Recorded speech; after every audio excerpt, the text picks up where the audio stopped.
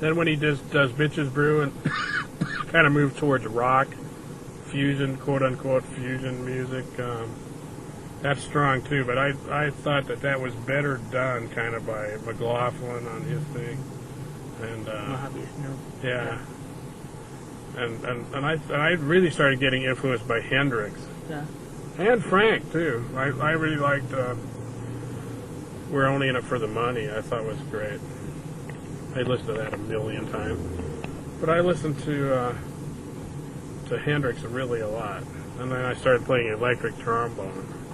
And the jazz guys thought I was nuts.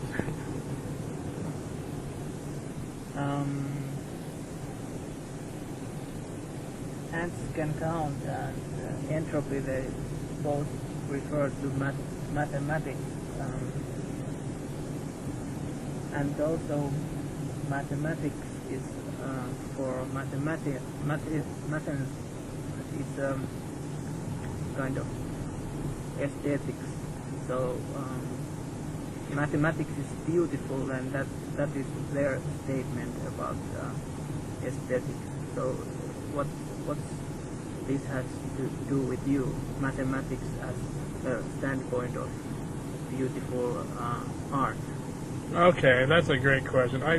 You're right. I studied math, in college. Although I was never a accomplished mathematician, but I still like to read about math, and I like the concepts of the different branches of, especially modern math. It really has grown incredibly much in the last, say, 50 or 100 years. The fact that you can have these mathematical concepts in just your mind, and they don't actually exist in nature.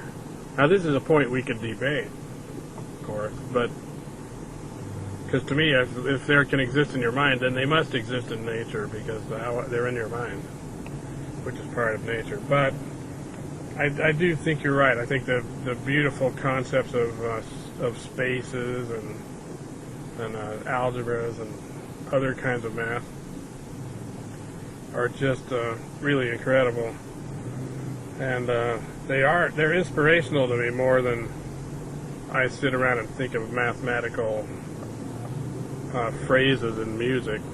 It's not a direct thing. Although sometimes I might write a tone row or some other kind of a form type of a composition. So are you familiar with serialism or those? To a degree. I don't follow it as a religion. I mean, I've written pieces that are kind of like that, but they involve like a tone row or part of a tone row or more than a tone row. And then I've written a lot of exercises for trombones, a lot of etudes that are based purely on math. Different kinds of math, and I thought a lot about math as representations of music. Like, for instance, if you could say how big would the space be that would have each possible 1 second musical experience as a point, 1 point in the space. And that brings up some interesting questions of dimensionality. There might be more than one way of representing it. But I'm also interested in geology a lot. That's on those records too. So I go out and hunt for rocks and fossils, and I think the evolution of life is super interesting, as well as the evolution of before life and all the planets that don't even have living creatures on them. That's suddenly I got more interested in that in the last few months. So I don't know. I think studying all kinds of different things and being interested in many different things and other kinds of art too, besides music, can certainly help your music, and it's part of your whole experience, which comes out in the music. So I don't know. I just feel in kind of a wide open view of the whole world and all the different kinds of people and all the different kinds of music too. Really helps to, and then just sort of like let that coagulate and come out as the events will let it. At just discovered the importance of space in some of this century's music, like Sun Ra, Oliver Messiaen, and then Edgar Varese. So You mean space? yes, space, Outer yes. space.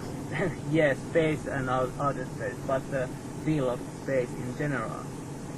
Yeah, well, the thing is, I made a new plan with myself the other day where I was going to figure out, at least a little bit, what Einstein meant by his general theory. Because, I used to read about his special theory before, but I never could get anywhere with the general theory. But now I'm starting to see it a little bit. I've just been reading about it the last few days, actually.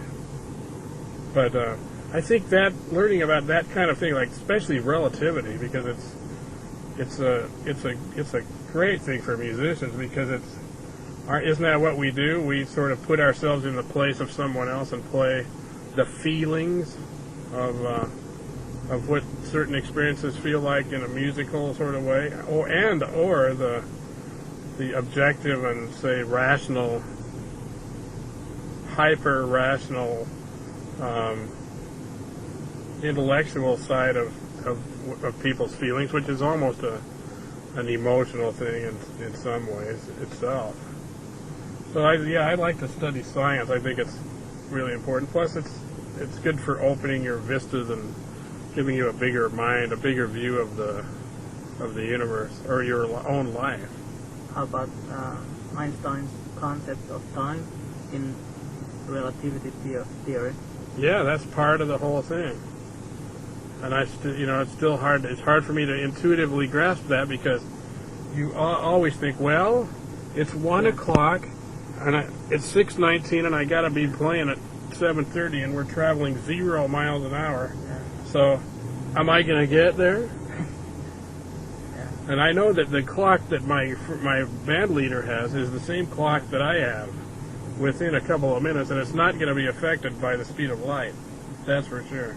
That's a linear concept. Yeah, so basically we're stuck on a linear world, but our mind isn't.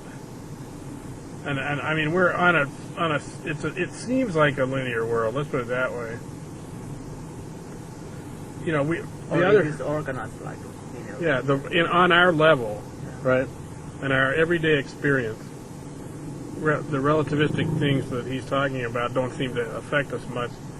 But I just have a feeling that it's more than we think, because I don't know. There are interesting facts that seem to be coming out, more and more about what's happened. Because you got to remember, we haven't been keeping history for very long. Only 5,000 years or something like that. We don't know what happened before that, really. So we have a problem, because we're like the drummer in this band I'm playing with tonight, a guy named Billy Mintz. He always, M-I-N-T-Z, he always says we're sitting ducks. The Earth is a sitting duck flying around in space, and we could get hit by anything at any time. And it scares him. Most people don't ever think about it. I mean, most people think that, well, God put us here and he's going to take care of us. But I don't know. My grandfather was a scientist, and I have trouble with that. It's just, I don't know, if the dinosaurs couldn't make it, why should we?